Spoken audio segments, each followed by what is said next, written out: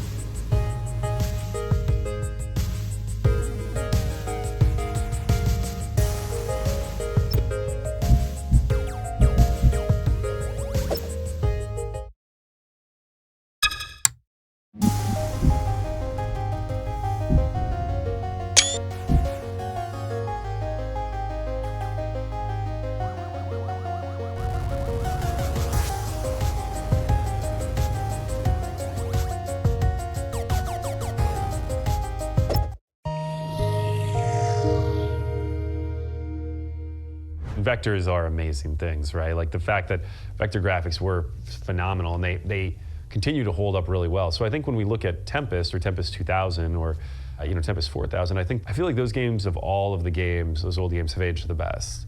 Not Tempest specifically, but the vector-based games, and Tempest just being a really incredibly strong example of a vector-based game because it still looks beautiful.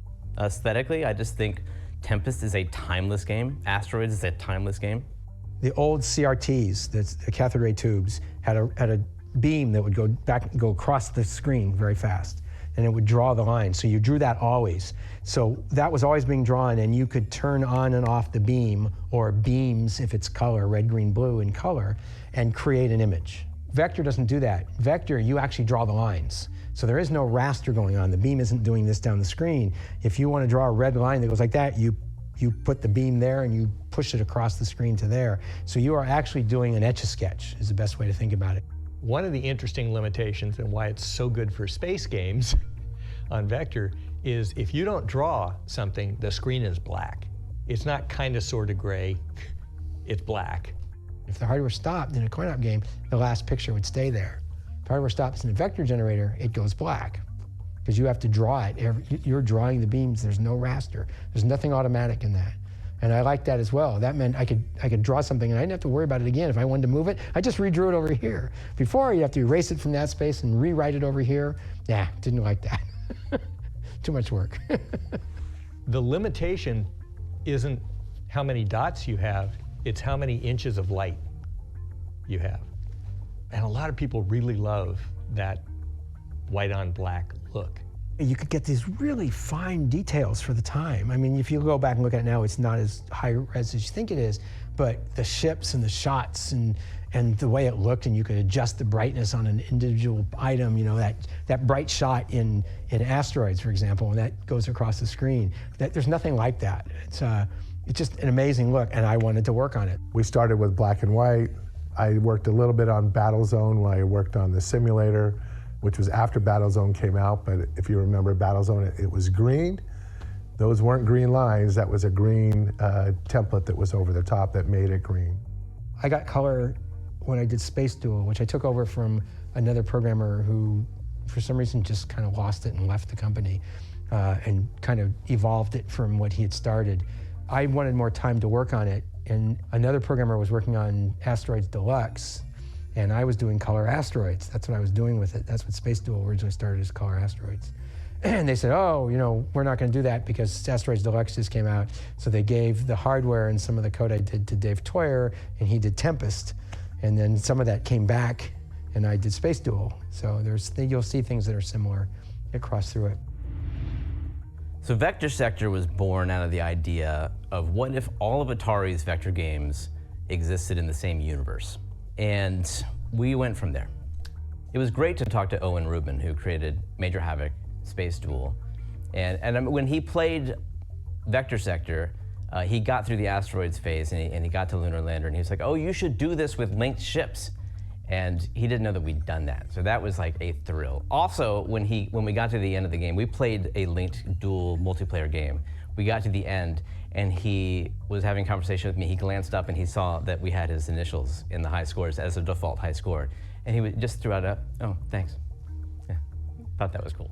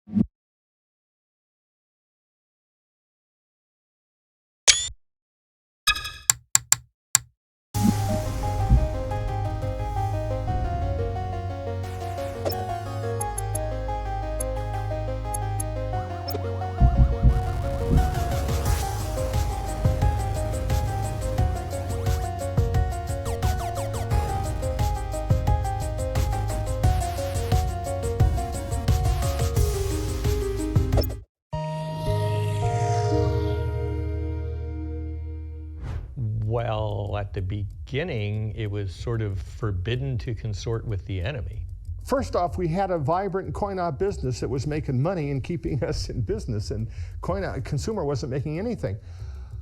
I didn't want to screw with that. I did not want to damage that. There was a door that said, don't even think about entering here. And I was like, I work for this company. I opened the door and walked in. And Al turned around and goes, what are you doing in here? Who the hell are you? Why are you here? And so I said, well, I work for this company. What are you guys doing? Oh, and found out how to open the door between the two places. And what's this? And I'm going, what the hell are you doing? Anyway, we became friends. I was one of the few people in coin-op that spent a lot of time in the consumer group, sort of going back and forth. I believe that Al Alcorn was sincerely concerned that coin-op would be a distraction on his group, which we're doing a very ambitious project on a very tight schedule. Other companies like Bally all of a sudden took some of their engineers in coin-op, and first off, I didn't think these were the right kind of engineers to do consumer. It's a different cost accounting, a different culture. Number two, I didn't want to screw with coin-op success. The arcade games were pretty much in one area, and the consumer people were in another area. Engineering was upstairs for consumer products. We were downstairs, and I only knew a few of them, you know, and it was because we water skied together. There really was two separate companies, it felt like at a time. They had very different development environment. They, you know, there was no synergy between the two really, other than that we shared games. I have been known to joke that the point of coin-op games is primarily selling players their own adrenaline. So you want an intense, fast-pitch game, and you'll blame yourself if it's over in 3 minutes, not the game. A person who pays 20, 30, 40, 50 bucks for a cartridge wants to milk that thing. So the games themselves are different. Every machine is state of the art. It's all new, fresh, challenging stuff, and it's exciting, and it's real design.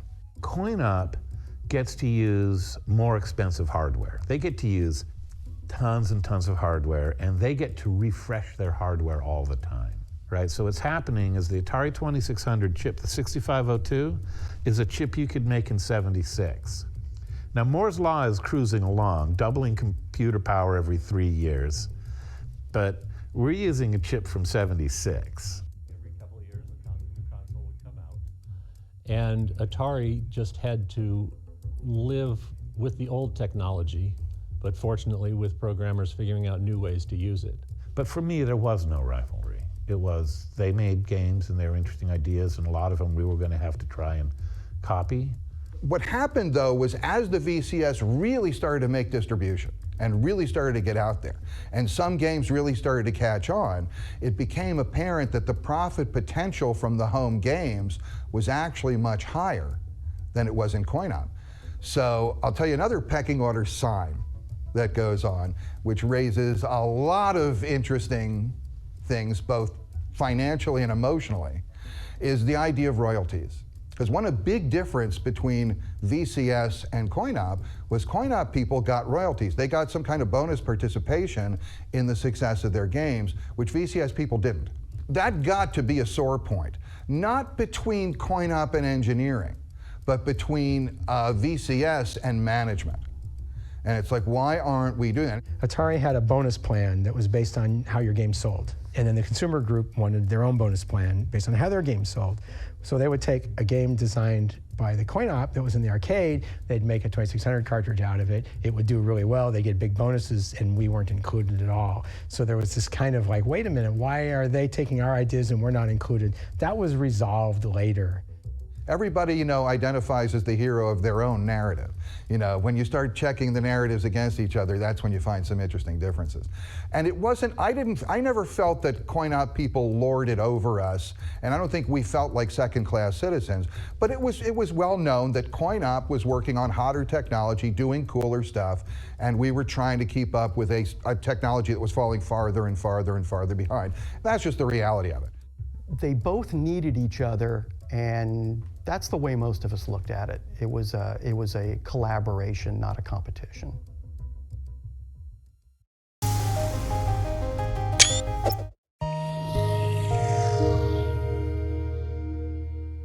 Well, at the beginning, it was sort of forbidden to consort with the enemy.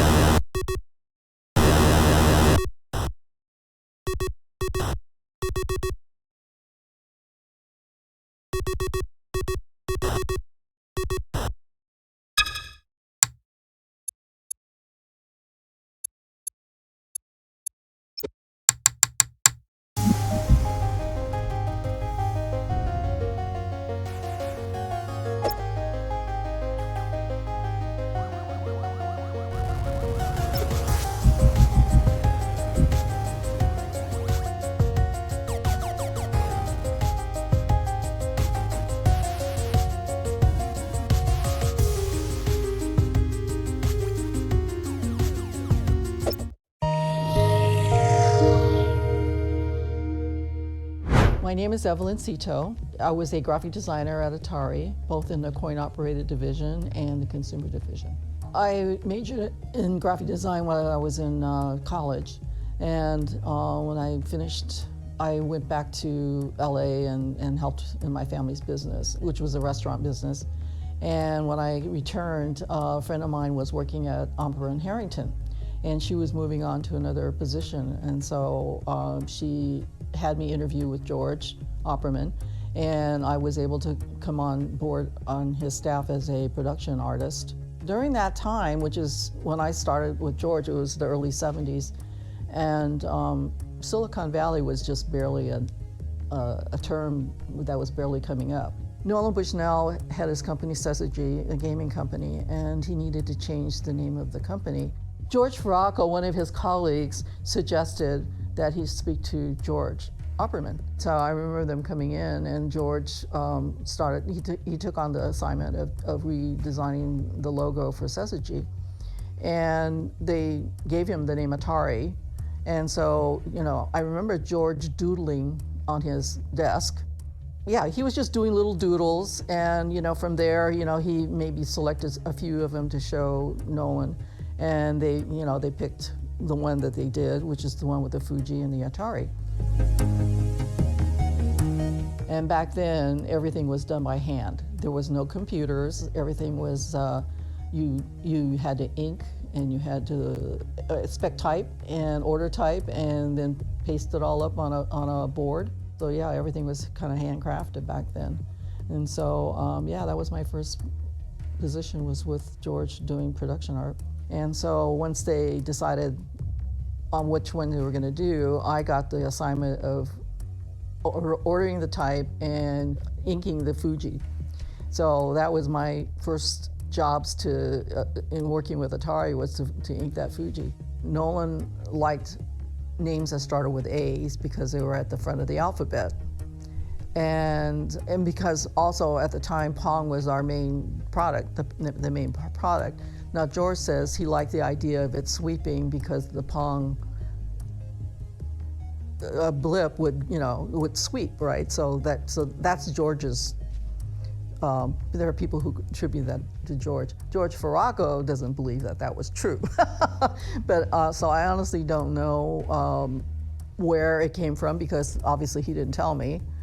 He just said, here, ink this up. So part of it is probably an A, and part of it is the sweep. It's probably all of that could be true. So whatever it was, it's definitely stood the test of time. And he picked the hairy type font for the Atari, and I think that's actually stood the test of time as well. Shortly after that, I left George, so that was like in '71, and I left in '72, and so George probably continued working with Atari at the time. I had moved on to another company, and in 1976, George called me and asked me, told me he was giving up his company, and he was going to go inside at Atari and become their full-time art director. And he needed an assistant, and asked me if I would be interested in doing that. I kind of thought of it as a placeholder, actually. I wasn't sure how long I would do this, and not being that familiar with the company. But anyway, I said, okay, you know. So we were in this little cubby hole. Our two desks were facing each other. And basically we had a drawing board each, and, you know, George was doing, you know, all the graphics and all the advertising and whatever that was required. George himself was an illustrator as well as a designer, as well as a marketing guy, as well as a copywriter. So he would write all the copy, and he would write all the, you know, promotional materials for Atari. So he was an in-house advertising agency. Because I wasn't an illustrator, so the things that didn't require illustration, he would, you know, I would work on some of those, or I would collaborate with one of the illustrators.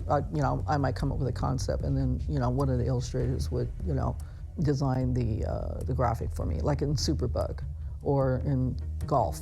Bob Flamani was the artist on those particular pieces, and so, but, you know, the concept of how it looked, you know, the general concept might be mine, but then, you know, I would basically, you know, have the illustrator do it, which is not unusual because a lot of graphic designers are not illustrators. I worked on Superbug, I worked on Fire Truck, which was a two-man game. And see, because those graphics I could deal with, they weren't, you know, it didn't require me to illustrate a person or an animal, so I could do graphic things, but I wasn't, you know, able to do illustrations.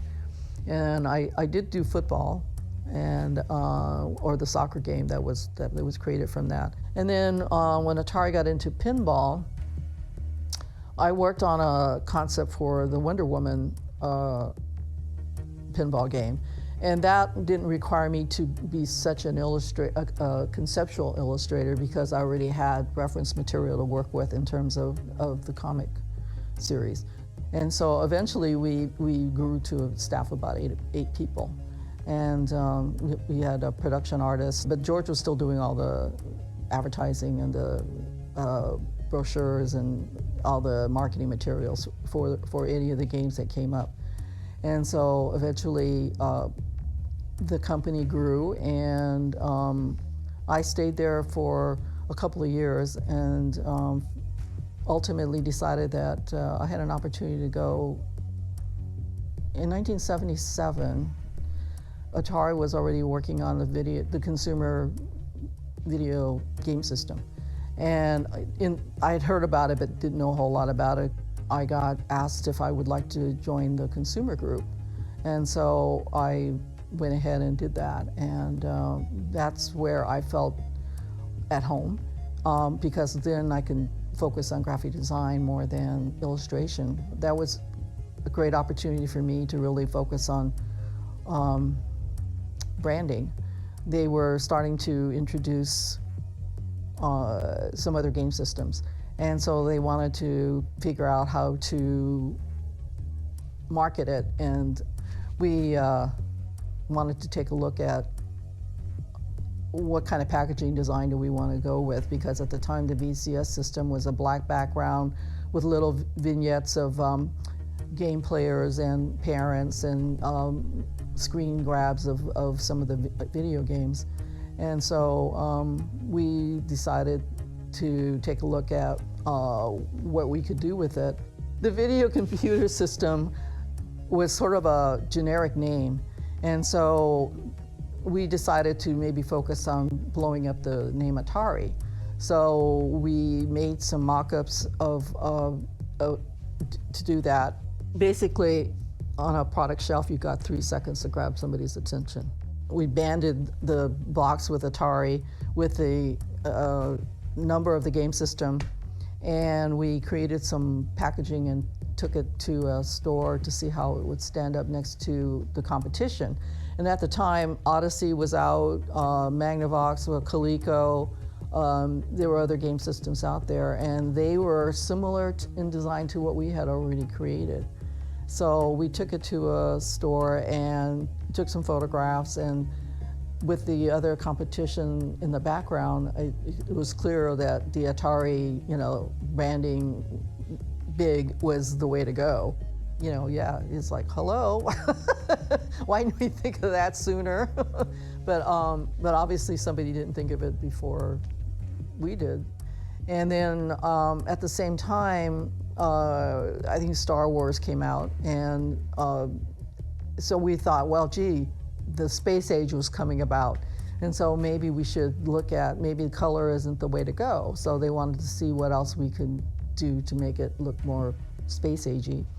So we came up with the silver concept of the packaging, and ultimately that's the way we went. At the time, our cartridge boxes were all real colorful and rainbow. The rainbow stripes seemed to be sophisticated enough and give it some color. And so from that, I thought, it went underneath the silver band on all the boxes, so it seemed to work for that. And I think that was sort of a nod to the fact that, okay, we still have, the rainbow was sort of a nod to all the color boxes. The Fuji's always stayed there, and I think the typefaces always stay there. Although some people have played around with the typeface a little bit, but you know, you can't change it. It looks, it's a classic.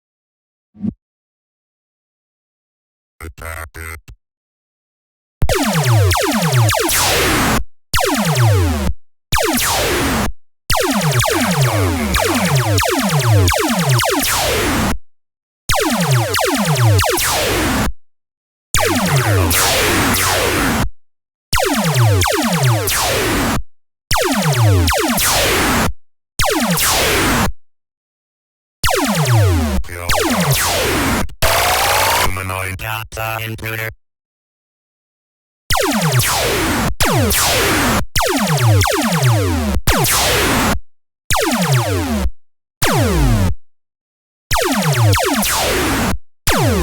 Intruder alert. Intruder. The intruder must not escape.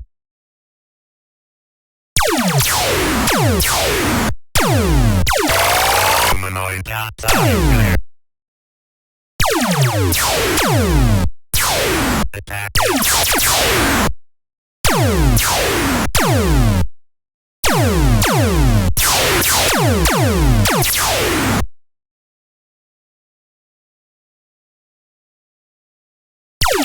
The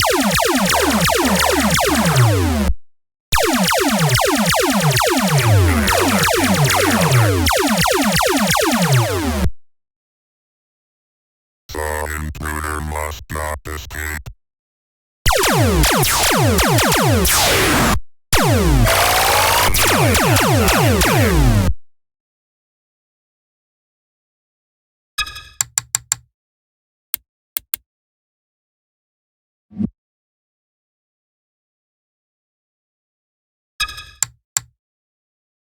Attack it.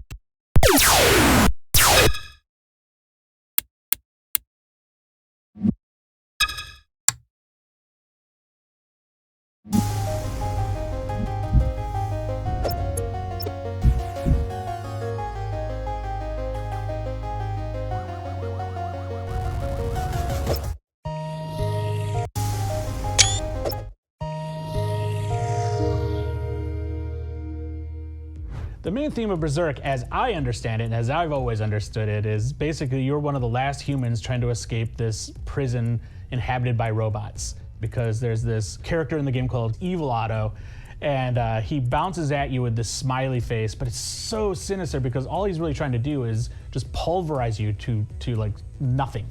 And he comes at you so aggressively.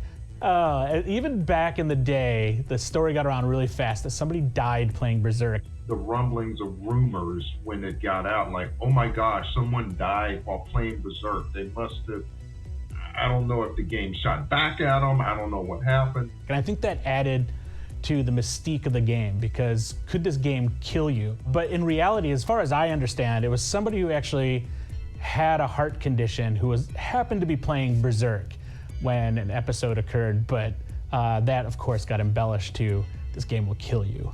I remember Berserk coming out for the 2600 and I was very impressed. The characters were very simple, but moved exactly like the arcade. The gameplay was great. I thought it was one of the great Atari cartridges, up there with Space Invaders in that time frame of arcade ports. One of my favorite games on the 2600 happened to be Berserk. I thought it was really well produced. It didn't look like other Atari games where they flickered a lot. The characters were really solid, everything looked great, and it was a really great representation of the arcade game. Yeah, the gameplay was well tweaked, which is not given the credibility that it should.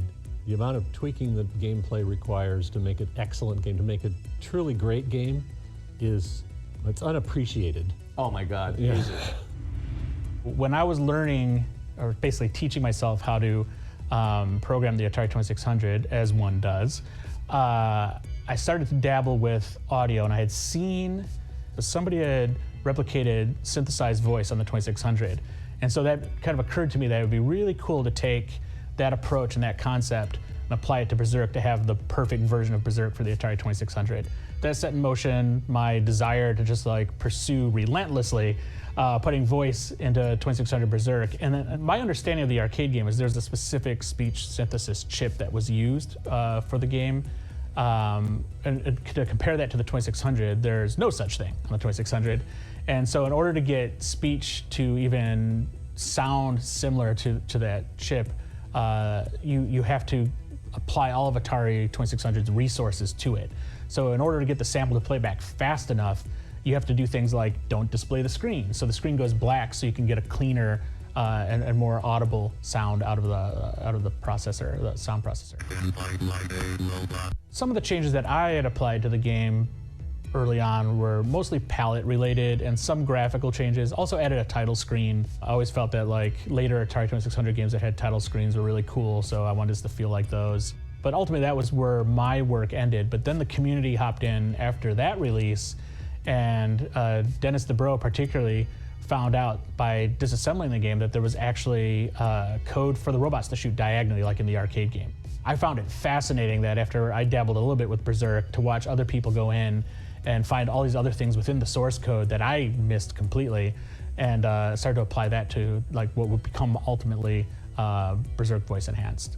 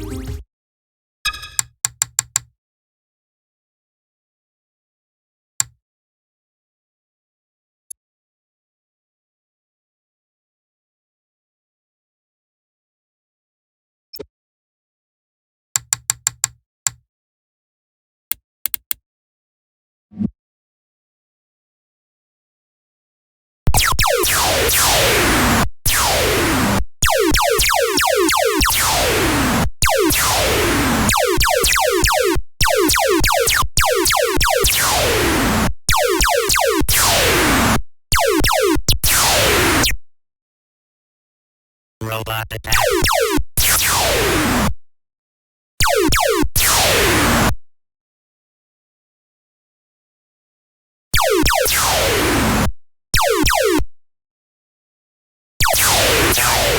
Kill destroy.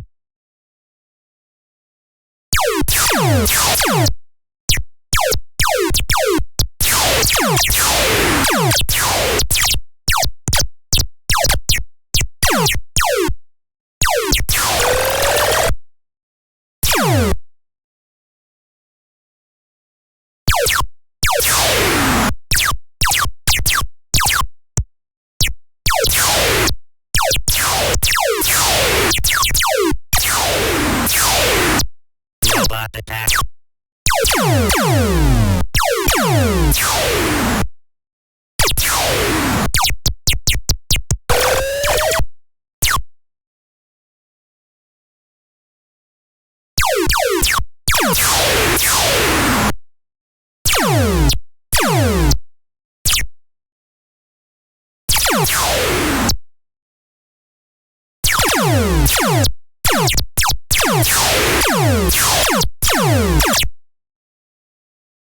Robot attack.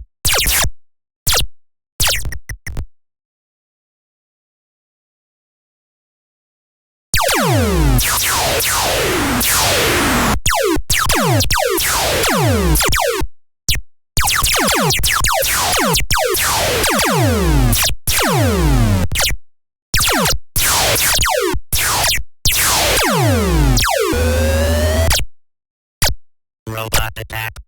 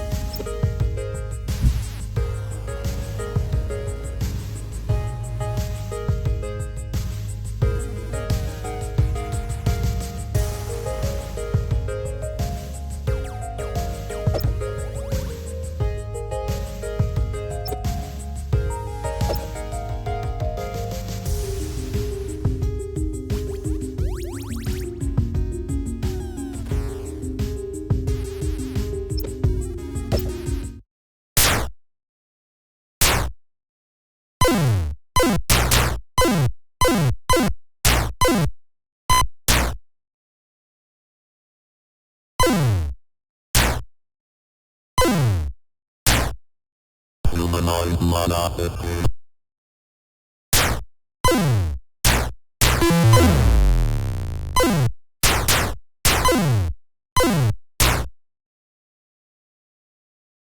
Into the element.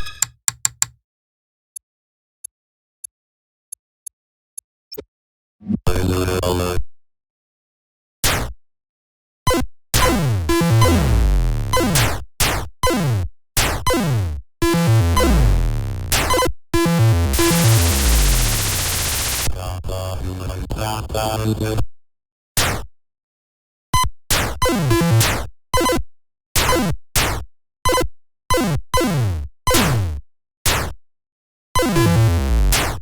Humanoid monopathy.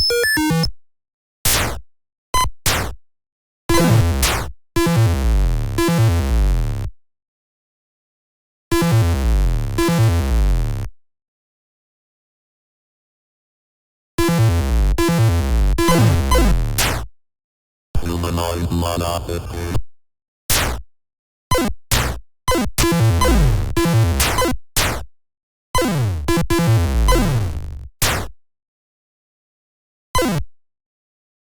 Into the element, into the element.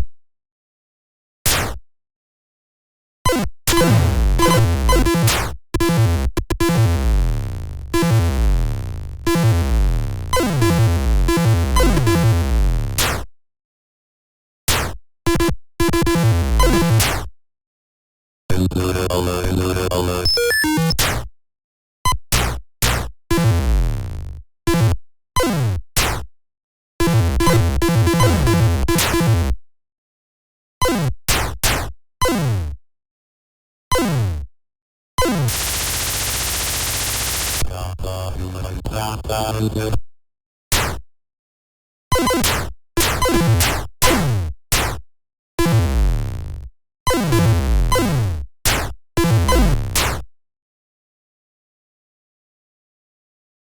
Into the element, into the element.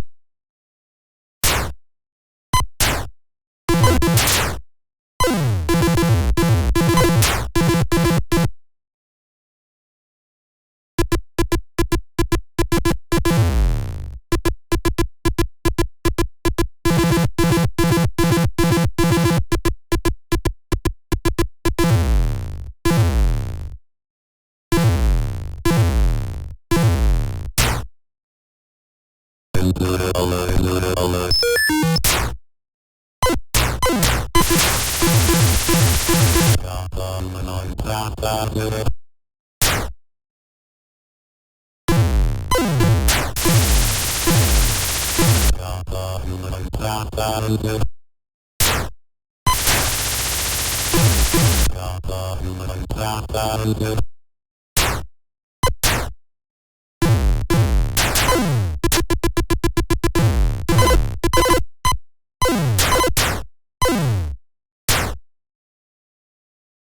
Humanoid monopathy.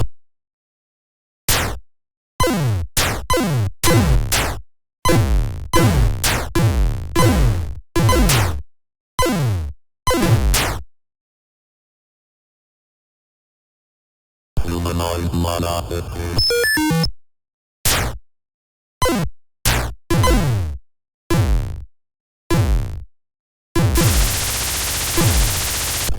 Humanoid monopathy.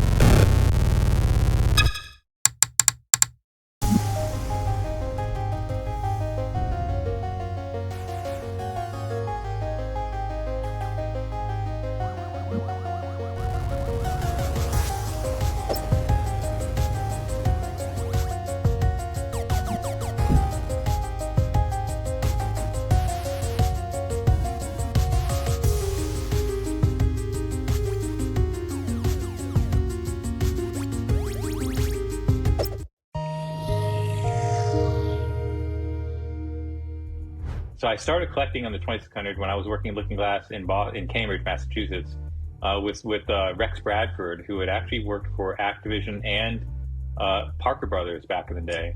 And that inspired me. It's like, I should go pick up a 2600 and then start buying all those games I could never afford as a kid. So I started looking on eBay to regain my old 2600 library, whatever. And in my searching, I found the Stella List. The Stella List was a collection of programmers that were interested in programming the VCS. I think everybody who got into homebrew pretty early in the 2600 was a member of the Stella List, and that's where everybody shared their findings on the 2600. And of course, the original developer documentation that was at Atari was scanned and provided through the list. A lot of source code for demos, like audio demos, sprite demos, playfield demos, and all stuff kind of passed through the Stella mailing list. That was where all the activity was for development for a long time before forums really came along. Ever I needed help or if I had a problem, the team on the Stella List were there to help me get past my problems. And it was almost all this technical discussion on how to develop for the Atari 2600, picking apart the machine and learning, the internals, because the 2600 is a very arcane machine and difficult to develop for. It feels like it took me a year just to understand how to get playfield graphics on the screen. And there's always new people coming into the hobby wanting to learn how to program. So yeah, it's been amazing to watch, and there's just so much development, hardware and software, on all these platforms on Atari Age. In my mind, 2600 programming is as raw as it gets. It kind of shows people all your flaws. And so I'm really nervous about sharing things on the Atari Age forums. I have in the past, and I've received some great feedback, but ultimately at the end of the day, for me, I feel so inadequate when I post things there, because there's so many smart people who are way smarter than me, doing just incredible things, and I always feel like what I'm posting is just like a friend of mine used to say, it feels baby school. But on the Atari Age forum, they have a 2600 programmer forum that you can go to. Yeah, anyone is willing to just jump in and help you. There's a number of really talented programmers still doing wonders on the 2600. That part of the Stella List lives on the Atari Age forum. Absolutely. When we started Atari Age, back in 2000, we worked on 2000, opened it in 2001. Atari really wasn't paying attention to this growing community of people who are basically celebrating the brand. I don't think there was any time during those years when homebrew really started to take off for the Atari consoles that Atari at that time felt in any way threatened. I don't think they knew we existed. and I don't think they cared. I just don't think they cared. I think most of the time they just kind of ignored it. But Adventure 2, when it started out, was not endorsed by Atari in any way. And when they got wind of it, it came very close to shutting the project down. But they were able to work together, and now it is an IP that is approved by Atari. And now the community, they can play it. I mean, it was a great piece of work. At some point, you realize, well, Atari Age, costs money to run. It's running on like a dedicated server with the forum and the games database. We can, instead of having ads on the website, we can just start publishing games ourselves. So it just went really slowly first. And one of the first games was Mike Micah's Berserk voice enhanced. And ultimately, it was the information I gathered from shared resources in the homebrew community that led me to adapt Berserk's voice. And from there, it just kind of blossomed, and a small group of home developers, including Thomas Jentz, allowed me to start publishing their games in the Atari Age store. Kurt Bendel was working with Atari and did the first flashback. It wasn't exactly what he envisioned, but it was the starting point, and that was his whole plan, as I understand it. It's like, let me get in the door with this, and then I can produce what I wanted. That was the flashback too. In doing that and contracting with Atari, Kurt reached out to homebrew developers because he wanted to showcase, hey, not only do you have these classics here, but you have people that are still programming for this unit, and he wanted to show that. I was one of the homebrew developers that he reached out to. I'm honored that he reached out to me on that. I had the fortune of knowing Kurt Vendel years and years ago. I met him at this trade show. Well, it was like a fan show called World of Atari, and it was in '98, I believe. And it was pretty clear he knew a lot about Atari. And not only that, he had a lot of ephemera from the old Atari days.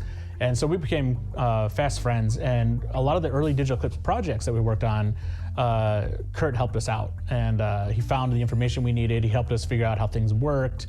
He was an incredible hardware guy, incredible software guy. And he was so hell-bent on getting the story right. And so I give a lot of credit to Kurt for paving the way, for giving people the understanding of like where the real heroes were in those old days at Atari.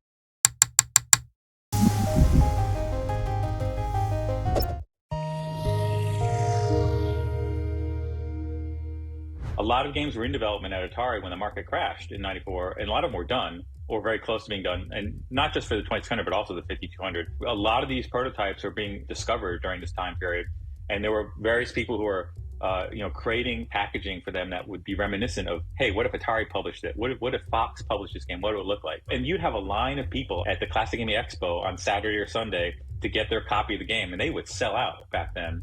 And, they're $50, $60 a piece, but, they look great. They look like this is what real sports basketball never released, but, there's a really nice community-produced reproduction of it. They come from all over. Sometimes they come from the original developers who were working at Atari, took copies of those with them, thankfully, before they were thrown out. And they were nice enough to they either sell them or loan them out so people can actually dump them and then, preserve them indefinitely.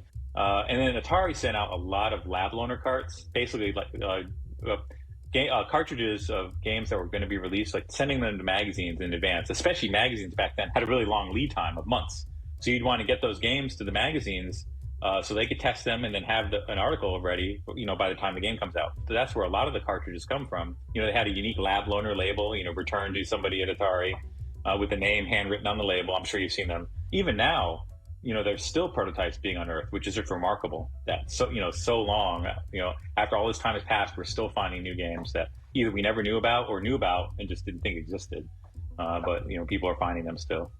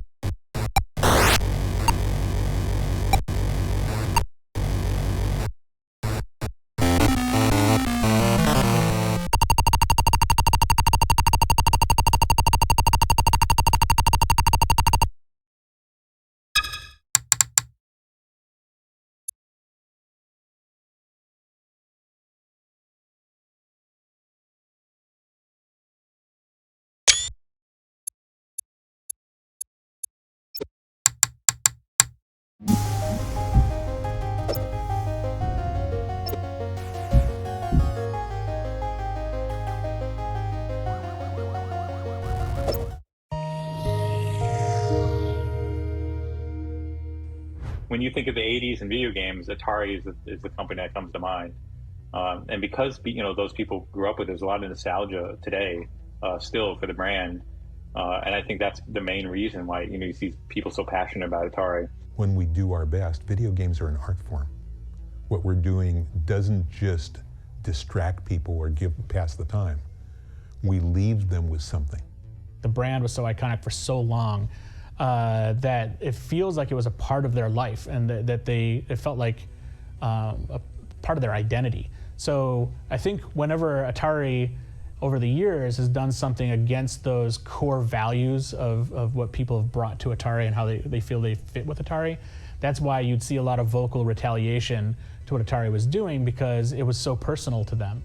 And Atari did a great job with marketing. They had a lot of the arcade hits, like Pac-Man and Defender, and just tons of arcade games that people wanted to play at home. And they just did a great job with marketing, getting the systems out there, and that's what people remember from those early days. For me, it is the excitement that I had as a young teenager having the VCS. That excitement is still there for me. And you've heard this before, you never forget your first love. That would be the VCS for me. I think video games are proving to be more and more like the music business. Whatever you heard at certain points in your life of music, that's the soundtrack for your life. And when you hear those songs, when you were a kid or when you were a teen or when you were in college, it brings back those memories, and you're attached to that time and to that version of yourself. And the music takes you back there. I think for a lot of people, it was the very first system that they had, especially for the 2600. And even then, the Pong systems that came before that, and Atari was active in arcades as well. I think the combination of the home consoles, arcades, and then computers, that kind of trifecta really kept Atari in everyone's minds, versus the other companies only had like a console, home console, and didn't do the other things. I took my 8-bit 800 XL with me to college, and that's what I wrote my reports on. Now, granted, everybody in the dorm down the hall heard it pecking on the, the 1027, but hey, I did my reports on it. There were people who dedicated their lives to just making sure that an Atari 800 could stay working. And they would sell parts as cheap as they could to people to keep their machines working. And so for, I'd say like 3 decades, basically you've had all these kind of like unknown people working behind the scenes just to keep Atari alive. Millions of people grew up with these consoles. They enjoyed them. Their first interaction with video games for a lot of people, and computers. And, and Atari made a ton of great arcade games as well that are very memorable. So again, I think all of that just helped to keep the brand alive, even when Atari wasn't very active. Ultimately, I think Atari, the name, was what survived, but not Atari, the game company. It was a different game company. It was really just Atari by name. And so we were left with a huge community of people who grew up with the Atari. It was a very personal thing for them that felt like they were being abandoned by the namesake in some ways. And so they were the ones who were the torchbearers. These are people who kept Atari alive. I was in Europe, in Germany, and I was waiting for some friends, and all of a sudden this person comes walking by in a bright green, Kelly green shirt with a white Atari across it. And then later on, I was at the Gap store at Christmas time, and I saw a multicolored Atari T-shirt for children, and I said, well, I kind of chuckled to myself, and I said, Jesus, Atari is just not going to go away. And then, of course, I had to buy the shirt for my great nephew. So.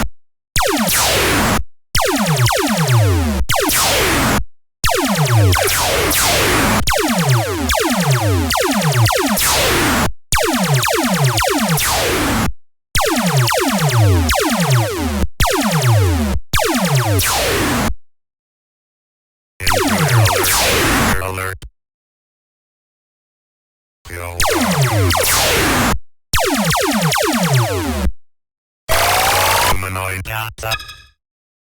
Intruder.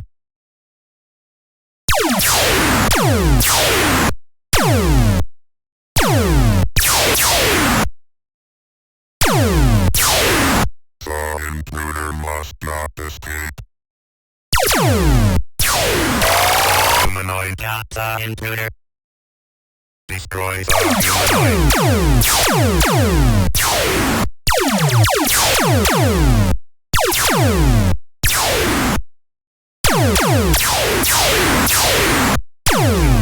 humanoid. The humanoid must not escape.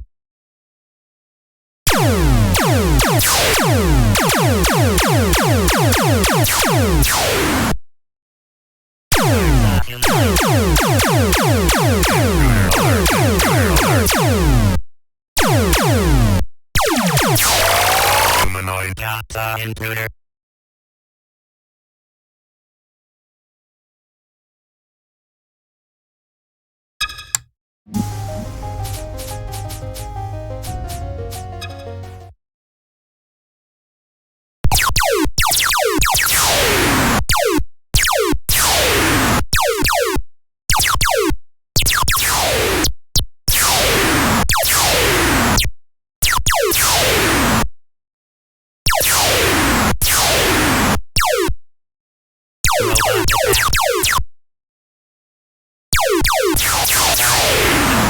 Destroy.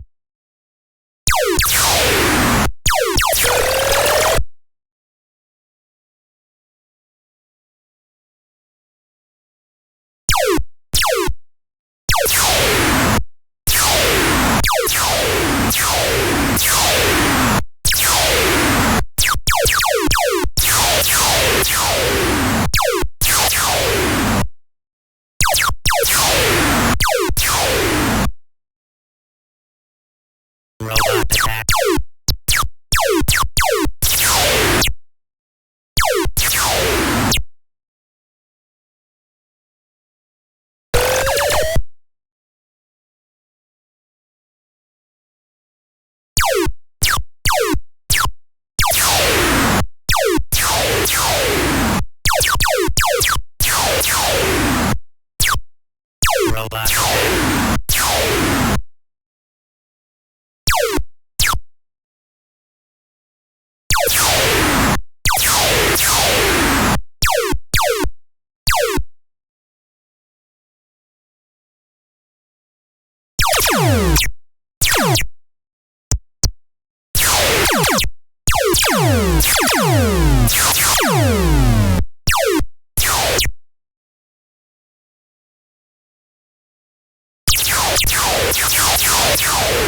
Robot attack.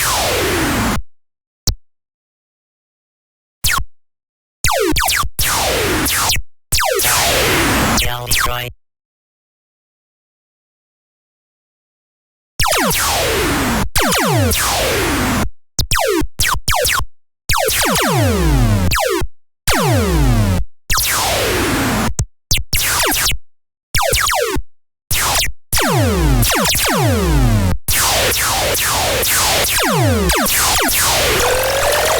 Robot attack.